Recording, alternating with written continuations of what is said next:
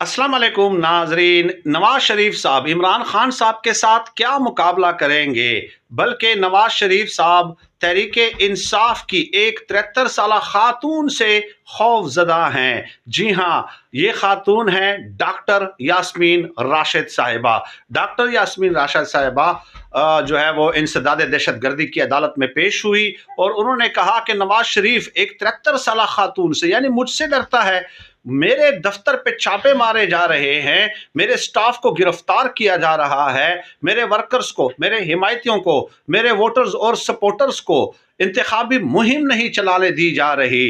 तो डेफिनेटली ये खौफ की अलामत है। उन्होंने कहा कि मैं जेल में हूँ गुज़श्ता 7-8 महीनों से, उसके बावजूद भी नवाज शरीफ साहब इतने डरते हैं कि वो जो है ना इंतखाबी मुहिम तक चलाने नहीं दे रहे हैं।